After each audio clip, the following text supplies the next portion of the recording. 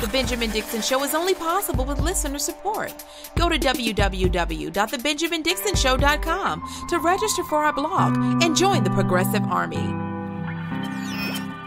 Good morning, everyone. It's your girl, Rebecca Azor, filling in for Benjamin Dixon on, of course, the Benjamin Dixon Show. It's Friday, and what better day to have me as your host than Freedom Friday. Y'all, it's me today. You're hanging with me. It's going to be good. You're going to feel free. You're going to feel fun. You're going to feel enlightened. Speaking of Freedom Friday, you may know my voice from Like It or Not, where I co-host alongside Benjamin Dixon. It's our social media show, which features on Facebook and YouTube and Twitter.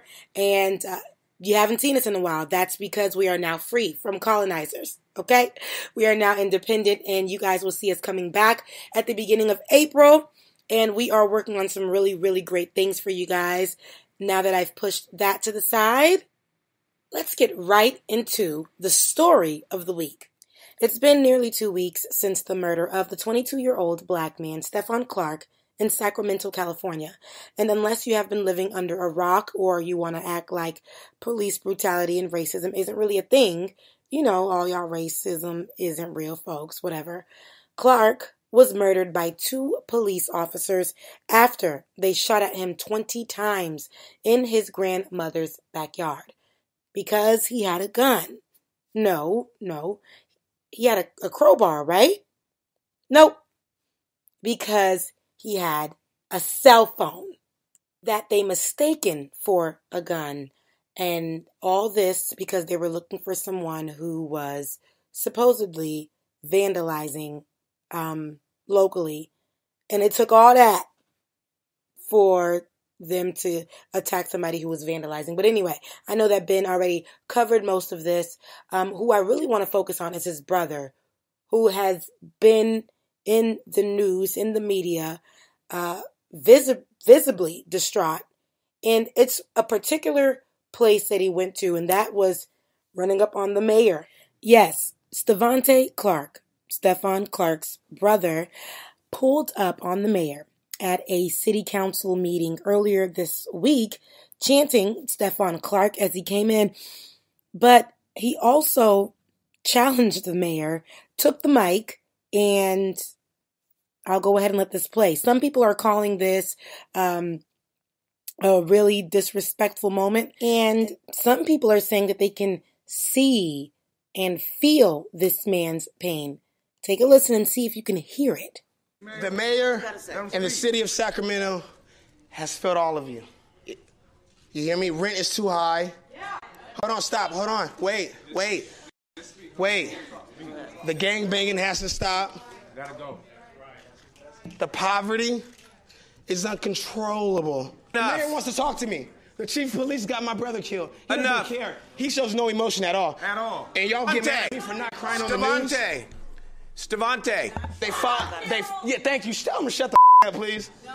Tell him we don't hear him talk. He's not the mayor no more. We are going to recess the council meeting and resume in 15 minutes. Thank you.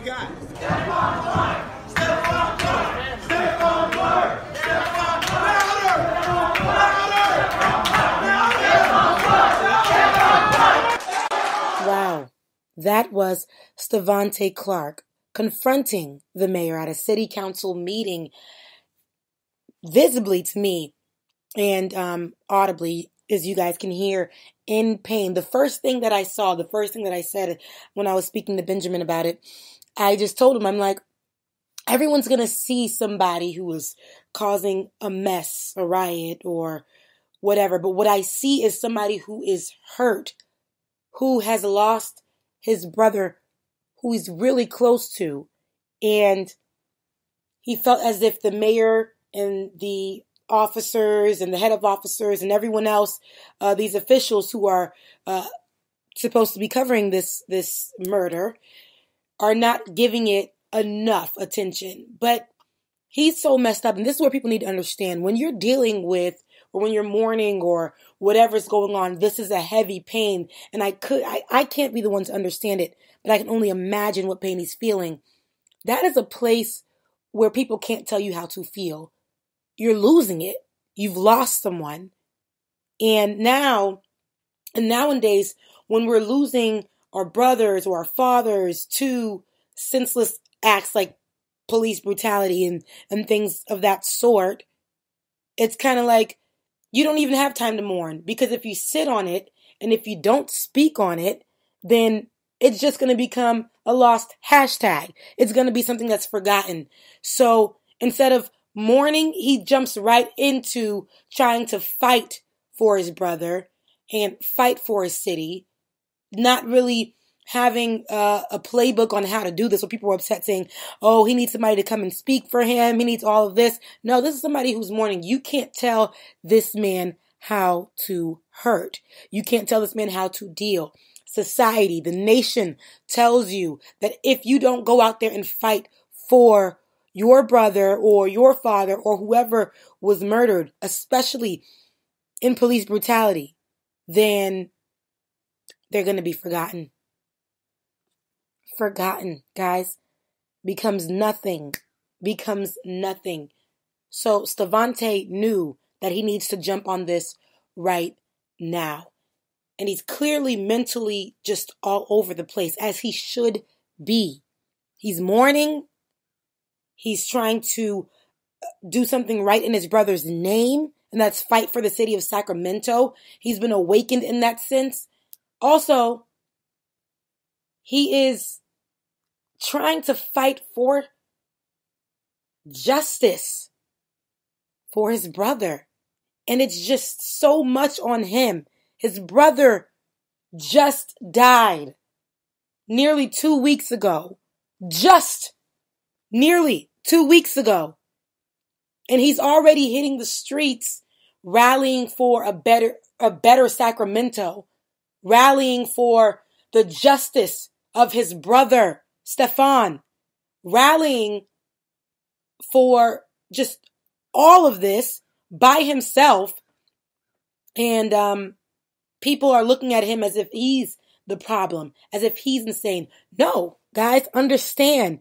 How do you expect us to feel when this happens? How do you expect people to take this? This is happening too often.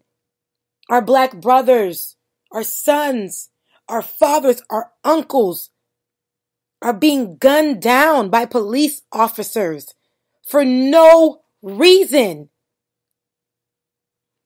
Anybody will be pushed to the edge. Anyone will be pushed to the edge. And so this is not a matter of laughing or calling him crazy. This is about seeing his hurt and understanding his pain, understanding where he is right now. I know the black community doesn't like to talk about, depression or pains or things like that. But you guys, this is what's happening. This is where we're being cornered as black people, as minorities, as this is where we're being pushed to the limit.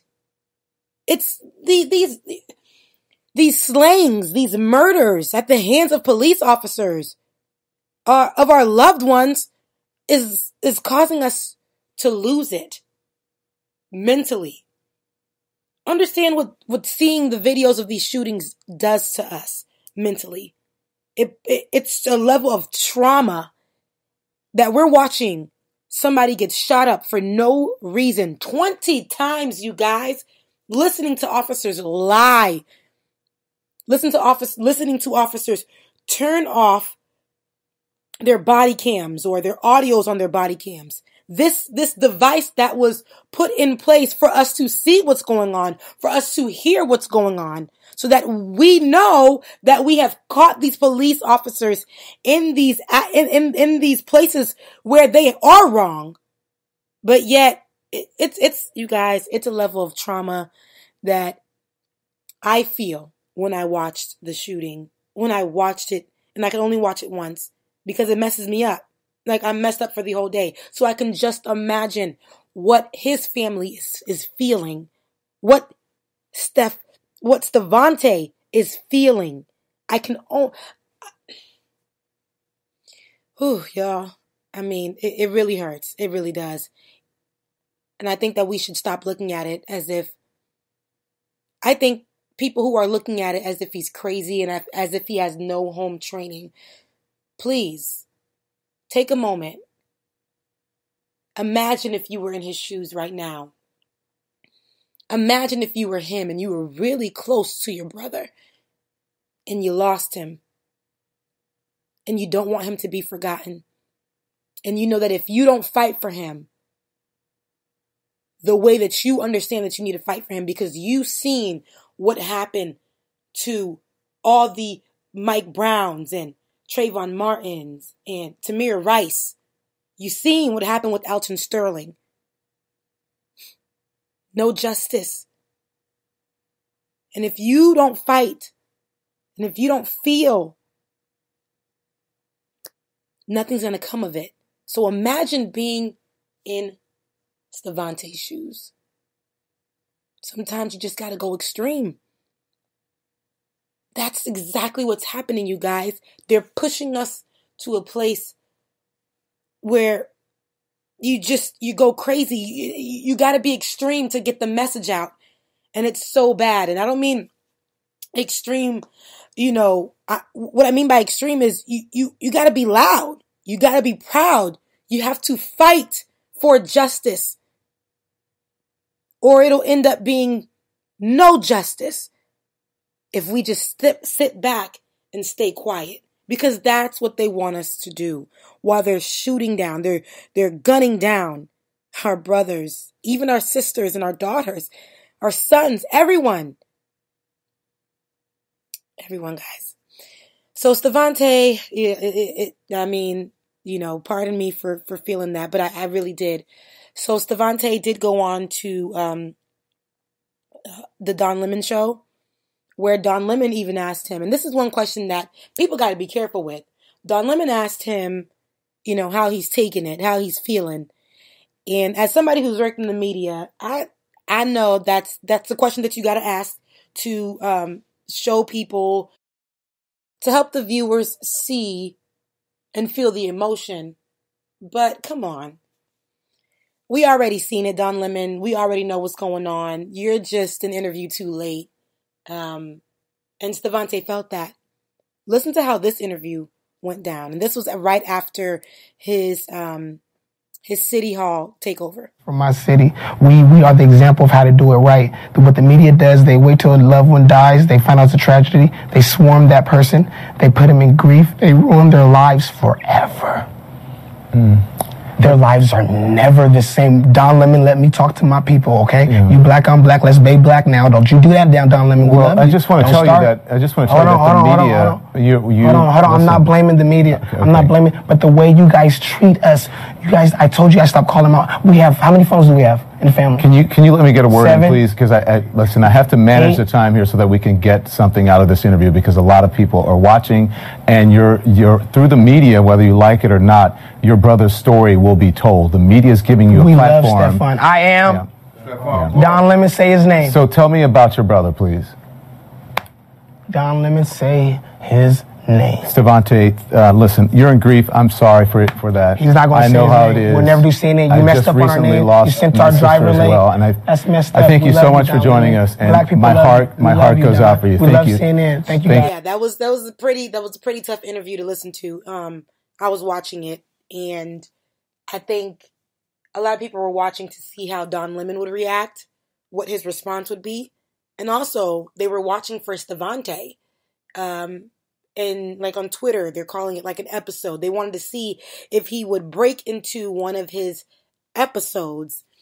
And I think people are getting it wrong. Stevante was clear. He was saying that, and I know in the way he was talking to Don Lemon can be perceived as disrespectful. But Stevante felt like a lot of the questions being asked, like in the beginning, it's how are you feeling? The questions that ignite the pain. And I don't think Stevante wanted that at this time. I think Stevante wanted more questions dealing with what do you want to happen next with the city police department?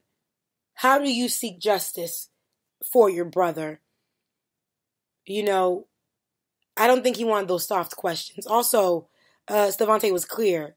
He was saying that when, you get on the media, they just kind of break you down. They kind of put you back in that place of pain, reliving the moment that your brother died, or reliving the moment that your loved one died, and trying to monetize on that pain.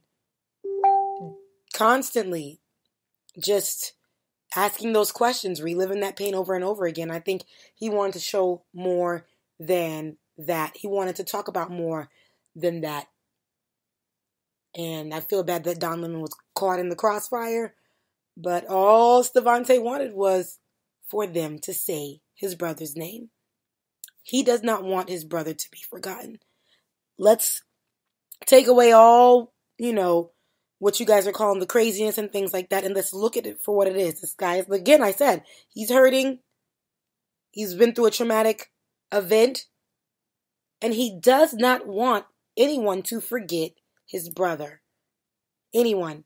Because it's so easy. I was talking to Ben on our show. We had a show where we talked about how when these shooting, when gun violence happens, whether it's at the hands of police or in these schools, these mass murders, it's so easy for us to just go into the next week. We mourn that week.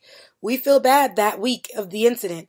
And then the next week, we're on to a new issue, a new hashtag, just a whole different situation. It's that we have become desensitized to this. That's why it's important for us to continuously be angry when these things happen. That's why it's important for us to push for justice. And since, the tally's been going, these Black innocent lives that have been taken are not getting any justice. Their families are not getting any peace or justice. A lot of times when the people are murdered, especially people of color are murdered, their family members automatically, instantly go into becoming activists. They hit the ground running. And let's look at Erica Garner, the daughter of Eric Garner. I can't breathe. And she died. She instantly was fighting for her father's justice. And it wore on her. And people looked at her as if she was crazy. They tried to tame her into a box, which I understand. In order to get the message across, there is a way, I do agree with, there is a way that you should speak, but you can't tell somebody how to feel when their brother or their father just died and there's no justice. And they're offering you just a little bit of money to keep your mouth closed and to send you on your way for the wrongful death of your family member. You can't tell that person how to feel. And I think that's the picture that we should be looking at in this moment. We should be understanding that if we're going to interview him, if we're going to call him, we got to be prepared for him being angry, and rightfully so. We got to be prepared for him doing this on his own, and rightfully so. Just like Erica Garner did, God rest her soul. And we were one of the last interviews that she ever did. This was at the end of last year. And I can tell you now that even Ben saw it in her, that she was fighting this fight by herself. A lot of people in the community blackballed her because she was a little too rough and too tough. But when, like I said, put yourself in these shoes, guys. If you were fighting for your family member and everybody expected you to be sweet and nice and to sit and to walk out and peacefully protest and to take the little money and walk away with it because your father's life or your mother or your brother's life was worth a little bit of change, and that's what you call justice, while the police officers walk free. I don't think so. I don't think so. And I think Stevante is trying to break that. Stevante is trying to show that enough is enough. Stevante wants people to see that his fight is going to be something way more than what people expect of him. Stevante's fight is going to change the redundancy of the reaction when it comes to police brutality now, and hopefully change the actions and the outcome of what happens to these officers when it comes to police brutality. Al Sharpton seems to be the guy who sees Stevante, who hears Stevante, and who can relate and feel for him. He's allowing him to feel, allowing him to express himself. And I think that's exactly what Stevante wants, what Stevante needs. He needs love. He needs somebody who cares. He needs somebody who's going to listen to him in this moment. And Al Sharpton, I think, is the one. Because yesterday at Stephon's funeral, Al Sharpton was there and he brought Stevante up on stage. And I'm pretty sure he was warned against it, but he still brought him up on stage. And Stevante, visibly, you guys, latched on to Al Sharpton as if it was his father, as if he was a little boy grieving, placed his head on his shoulder, and even gave him a kiss on the cheek, not wanting to let go.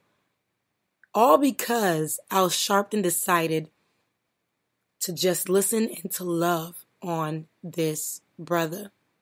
Take a listen.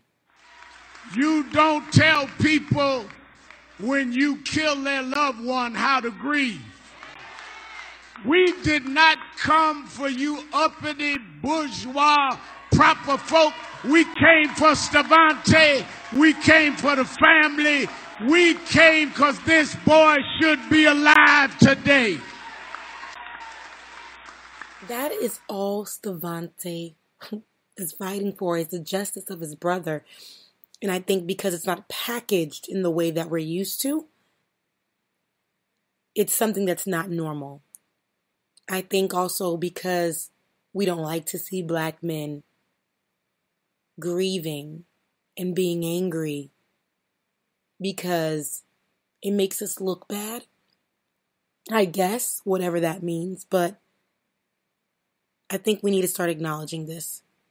I think it's great that we acknowledge his pain. I think it's great that Al Sharpton spoke to his heart the way that Don Lemon couldn't, the way that the mayor couldn't.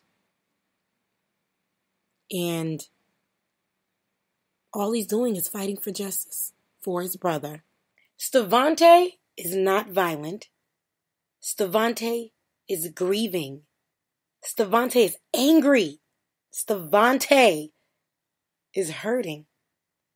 And rightfully so.